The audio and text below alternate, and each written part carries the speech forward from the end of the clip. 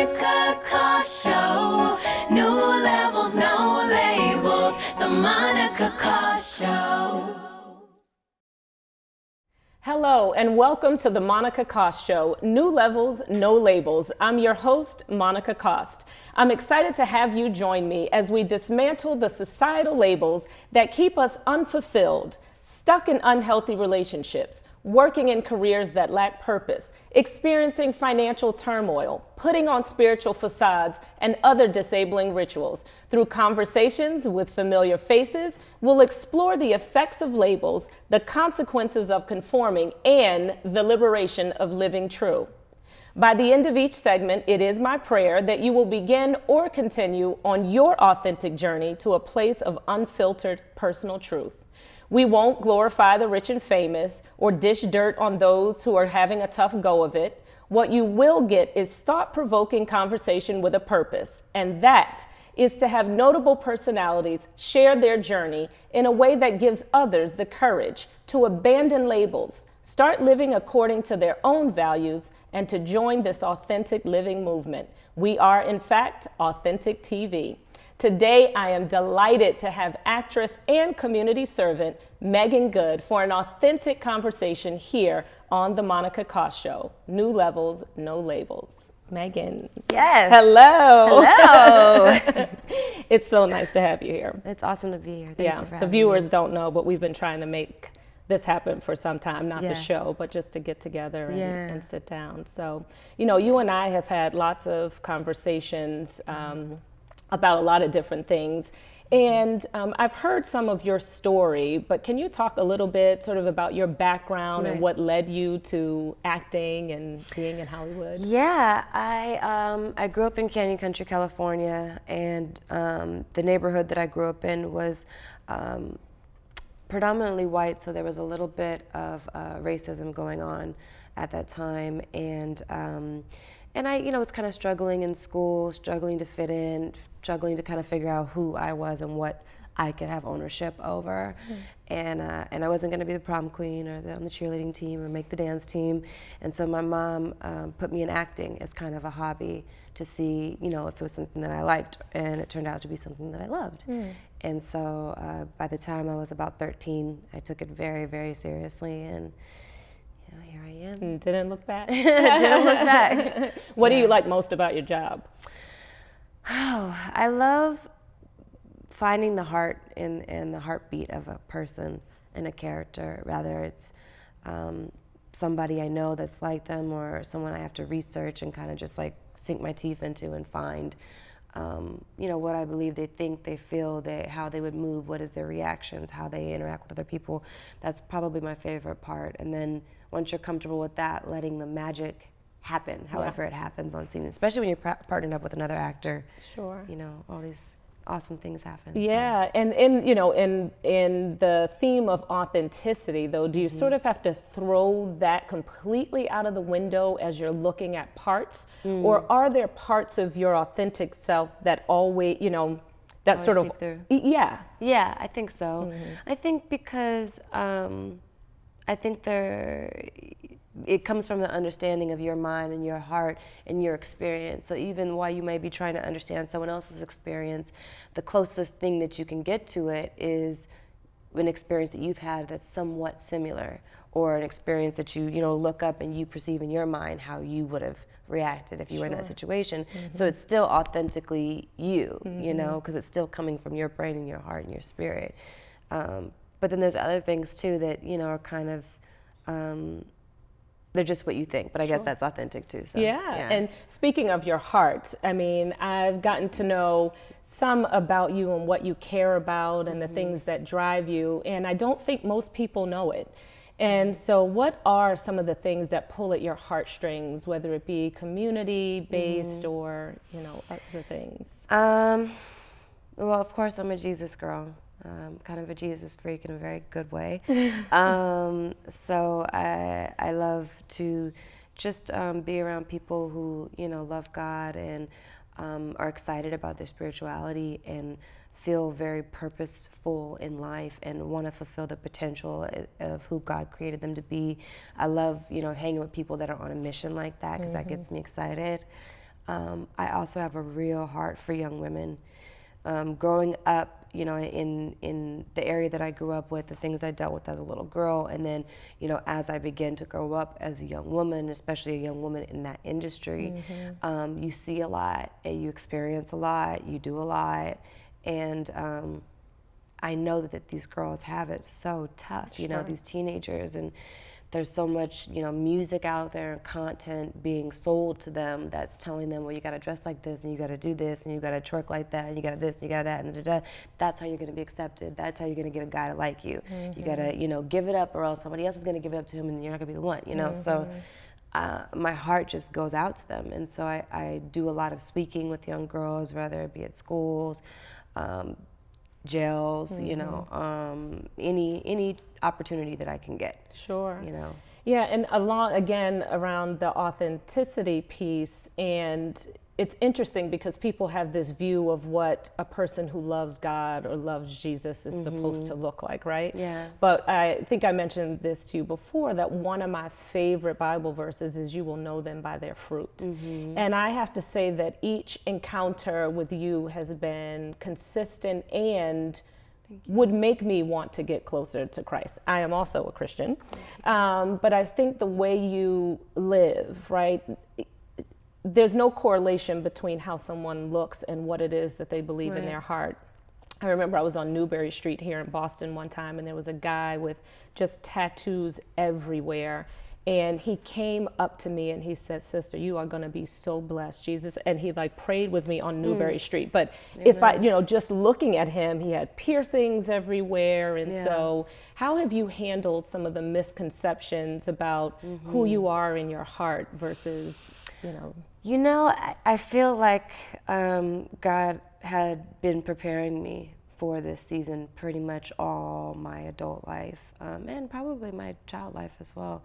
And so, I'm at a point now where I understand that some people are not trying to be hateful. They're just saying what they believe. And some people just don't know any better. Some people are trying to be hateful, but you gotta love the stone thrower regardless. I think that people do have a very specific kind of, some people tend to, especially some Christians, tend to, feel that a Christian should be a certain way and, look a certain way and, all those things. And I'm all about that if it says it in the Bible, specifically. But I think that oftentimes it kind of gets twisted a little bit. And then I think oftentimes we make up principles and values that we feel like are in alignment with God's word, and then we get mad when other people don't follow our principles and our values. And so, it's unfortunate, but at the same token, I'm more focused on being authentically myself. I love myself. I'm happy with myself. I believe that God is proud of my heart because I try every single day to be better, and because he knows what's in my heart. And then at the end of the day, being authentically you is what's going to help you authentically reach other people. And not everybody is for everyone. That's right. And, the girls or the guys that I may be out there, I may be able to touch or affect or love on or make them feel like God loves them or just get them into the church. Maybe someone that you may never be able to get in there, and vice versa. Same with your pastor. We're all going to reach somebody different. And I think it's important that we stop shutting people down at the door and stop saying, well, you don't look the part, Yeah. So. Have you ever been tempted to change your self because of some of the feedback that you get? No. Yeah. That's a big deal, Yeah. and I think that's one of the important things to share with the young girls is it's really hard to own your space in this world, period. Forget if you're in the public's eye. You recently got married. Yeah. Congratulations. Thank you. And though, some people talk about their relationships out loud all the time. And it's interesting because on the one hand, of course you want relationships to work out and you want them to be I don't even know if you want them to be without problems, because that's how you grow, right? Is to get to the other side of it. Absolutely. Yeah. But how do you sort of insulate or protect what you have with your husband when you both are in the public's eye? Everything else is secondary. You know, we come first. God comes before us, then comes us and our families. And so we make each other the priority. We don't get too caught up in the industry or in the business side of stuff. And really the things that we do in the industry are really to help promote the kingdom anyways. So everything will come hand in hand the way it's supposed to, as long as we keep each other first. And that's really what we do. We talk a lot, we communicate a lot, we, you know, just try to be very, very open with each other. And that's kind of the most, Yeah. yeah. That's great. I know that, so you probably know that I went through a divorce. We talked about that already. And when I talk to more and more people who have gone through it or going through it, or even if they weren't necessarily married, but they were in a long-term relationship, some of the things that seem to be dismantling relationships is this lack of shared values. Because we usually are physically attracted to someone, and then, you know, maybe they're nice to us, they call us ahead, do all the things that, you know, Steve Harvey said people should do in his book. And then, but at the end of the day, it's the heart, right? Absolutely. And the values that come in. How do you think people might be better prepared authentically to not conform? Well, Devon and I discussed this a lot because, you know, we were reading this book and it was talking about how if we only deal in the realm of how in love we are with each other, we'll be getting married every 5 years. And so the idea was, you know, how do we prepare ourselves as a married couple to not just stay in love, but to understand there will be seasons where we may not feel like we're in love, but we love each other and we respect each other.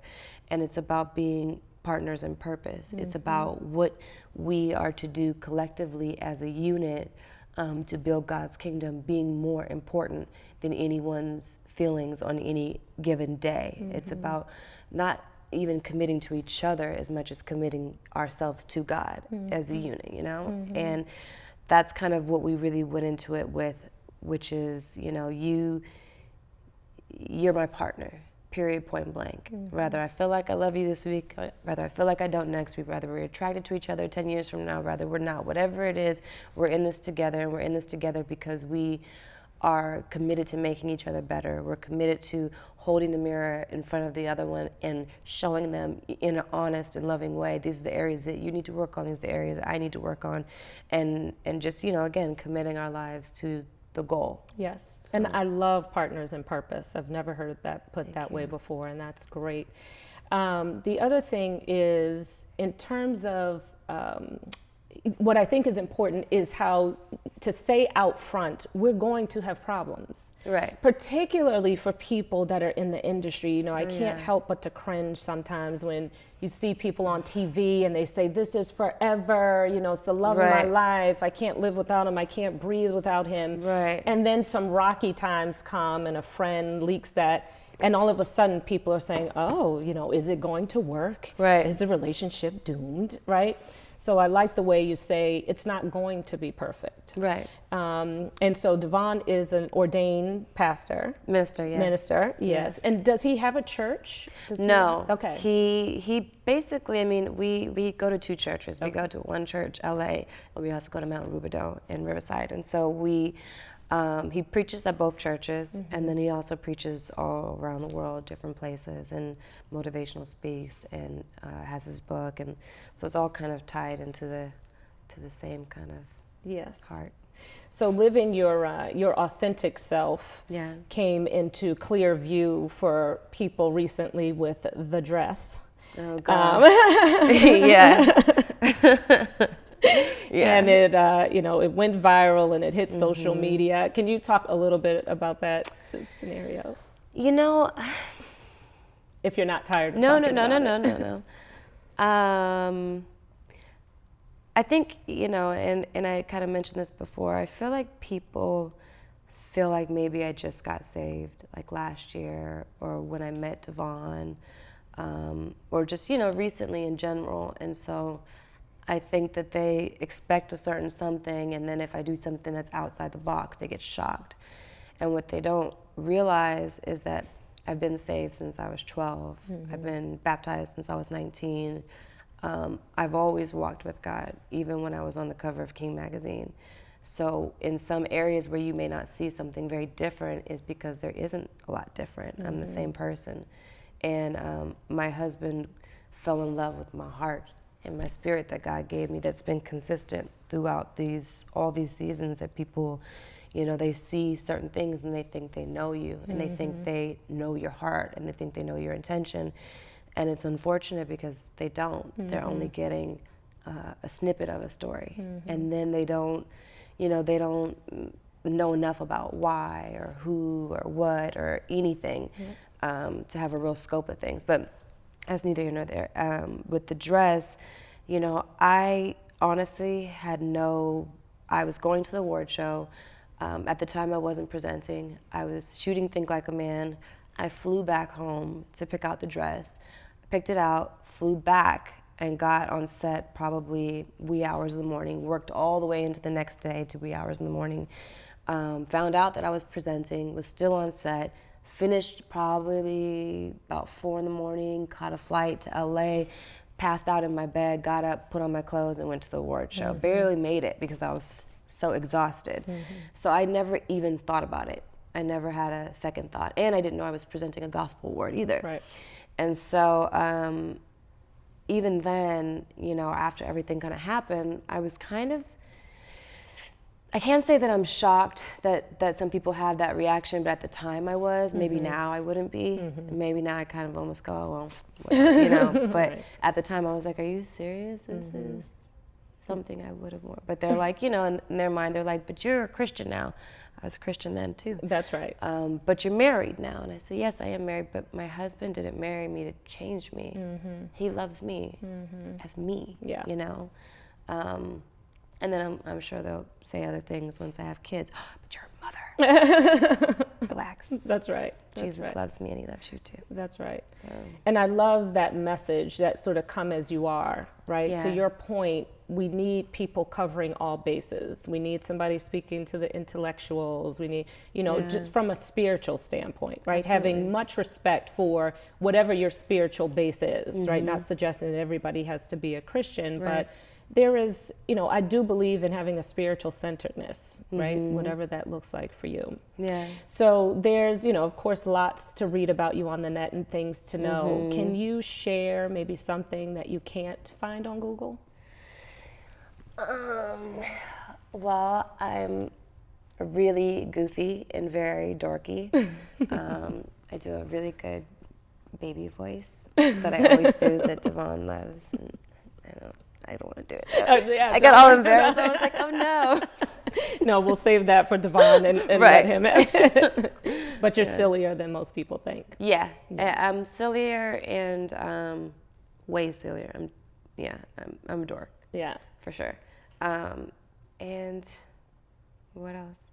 I love exotic animals. I had 2 monkeys that I just had to give away this past year because I was gone. Yeah. Oh, wow. So. Were they chimps or? No.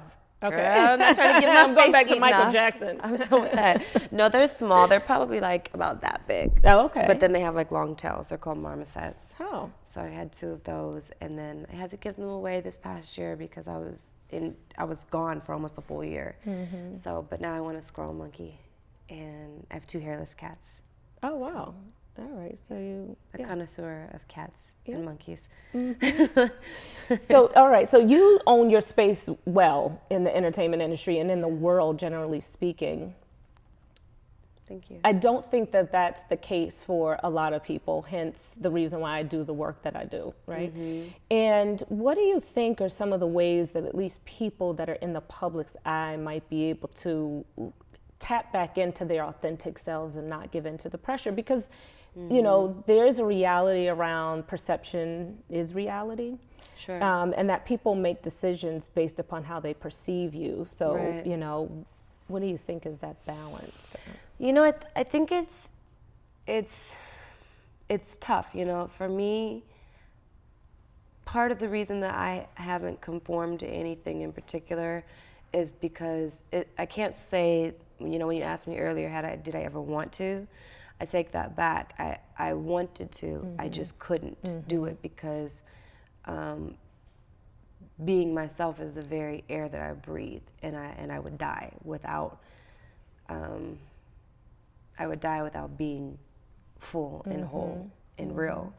And so it's tough because I can still sympathize with, and I remember all through my 20s the pain that I felt, you know, even, you know, when me and Devon first got married, even in the BET dress, you know, it's like, it makes you sad, and you go, God, I want to fit in, but I can't, you know. And some people do, they try, you know, but really it does end up making you miserable and sad because it's not who you are. And so I think that, you know, maybe if we could accept the fact that if it makes you feel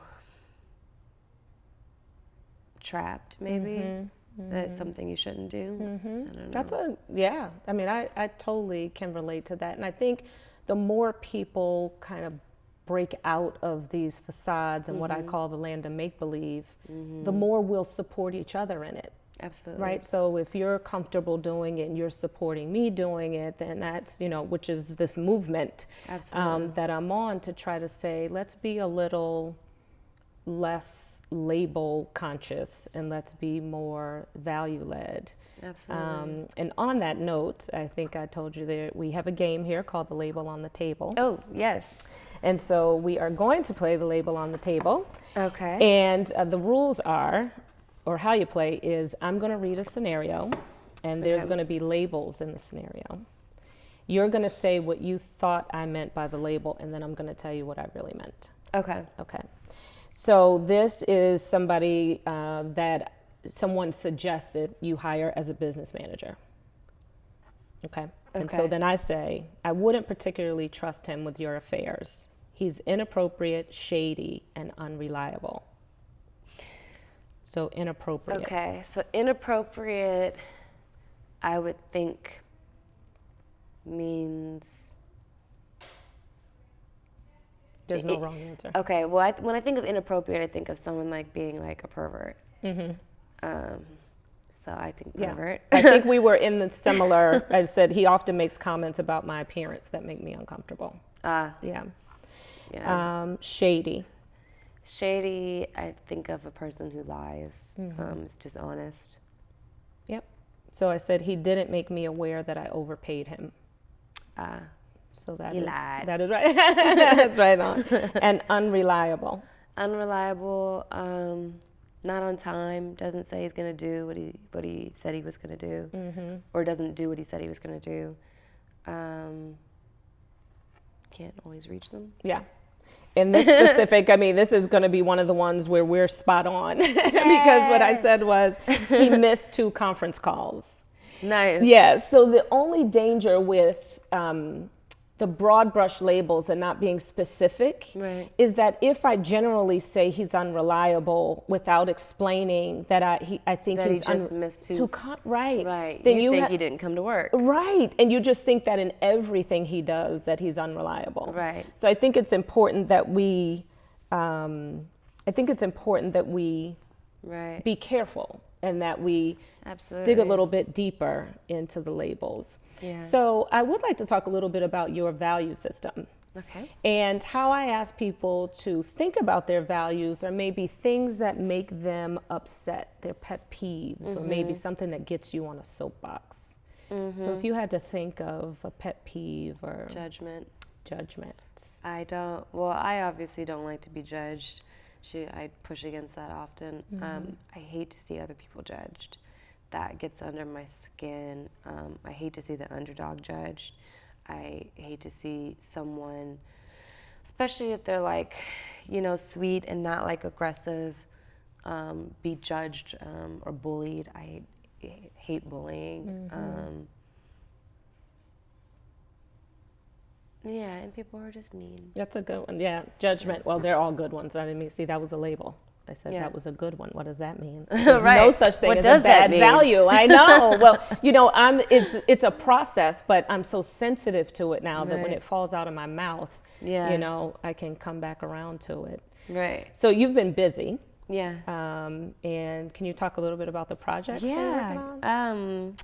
I just finished Anchorman 2, which comes out December. I think it comes out on Christmas, and I'm really, really, really proud of it. I've seen it twice. I've seen 2 different versions. They're so incredible over there. They're just like testing it until they get it like right. It was an amazing experience to work with comedy legends who are so sweet and so nurturing and so genuinely care about you doing great and feeling great and comfortable. And they kind of just adopted me into the family. And, you know, it was like I'd been there the whole time.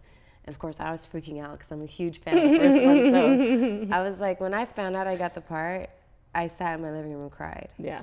You know, because for me, it was one of those things where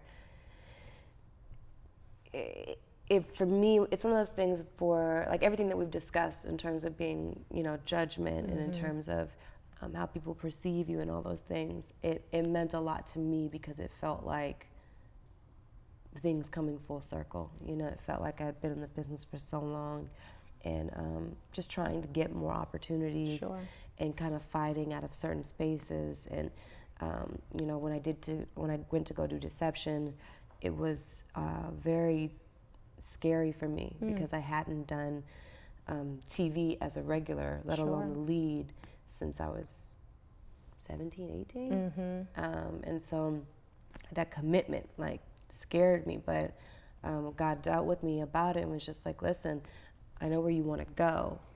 Now I'm telling you, this is the way you're going to get there. Right. You know, and I was like, okay, all right then, Lord, you know, and then I did the show and it turned out to be an incredible opportunity, an incredible blessing to me. And then the people from Anchorman heard about me because of that show. So it's pretty awesome. Just lily padding right on He around. knew what he was doing. Yeah. You know, he always does. Yeah. Even if we can't see it, it's always the best thing for us. And then just finished Think Like a Man too. Yes, can't wait for that. Madness on the set. So good, so good. I love that group of people. And so you can look forward to seeing more of the girls together. Yeah. I'm hearing that this one is a lot funnier. Okay. And I think everyone's going to be really, really pleased with it. Excellent. What other roles are you looking? Are there any non-traditional roles or roles that people wouldn't expect to see you in that you're really looking to do? There's a lot that I want to do. I am definitely one of those people where, you know, if they're like, shave your head, I'm like, done. You know, if they're like, I need you to gain 30 pounds, 40 pounds, I need you to lose 30 pounds, 40 pounds, I'm like, let's go. Right. You know, because I love it that much, you know, and I love submerging myself in any character. And so I haven't gotten a chance to do that yet, but I think in time, as I mature and as more opportunities come, that will happen. And then also I do a lot of producing now by the grace of God, which is exciting, and I'm moving into directing. And so, you know, if they don't give it to me, I'll make my own. Yep. That's right. Well, So- I really appreciate your authenticity. And I think it's so important, you know, when we first met and we were talking about some of the nonprofit stuff, and I Googled and I was looking at the images, and just your evolution, you know, over time has been amazing, but your kind of the spirit of who you are has remained. And that's hard. It's just hard to find, you know, and I'm looking forward to being in touch with and letting people see the heart of people who often get labeled and judged based upon, which is really kind of lazy the way we do it, but just hoping that people will dig a little deeper. I'm hoping so too, but I think, you know, that's why this is so important, and that's why I wanted to come into this, because you never know, you know, you never know what anyone has experienced or what they've gone through or the season that they're in, and when you label them, you discredit them and you don't do them justice, and you make them one thing when there's so much more and capable of so much more. And I feel like that's, you know, there's so many people who go through that, and I feel like that's my story to a T. Yes. Yes.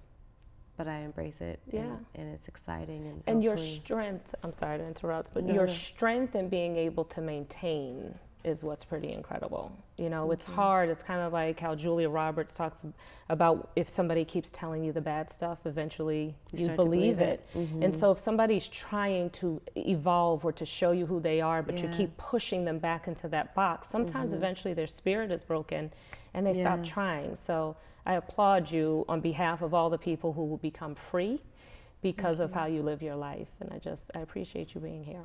Thank you. Thank you. Thank you. Well, I hope you all have enjoyed this conversation as much as I have. I want to thank actress and community servant Meagan Good for joining us today in our journey to reach new levels of authenticity. I trust that today's show has given you greater insight into the woman behind the image, and that you are inspired to take a deeper look past the labels that we so easily apply without complete understanding. Not just for how you view others, but also in the way in which you view yourself. We'd love to hear from you. You can find us on Facebook at The Monica Cost Show, on Twitter at Monica Cost Show, and please feel free to send us an email at feedback@monicacost.com. Thank you so much for being with us. I'm your host, Monica Cost, and I'll see you next time. Until then, take the label off the table and dig in.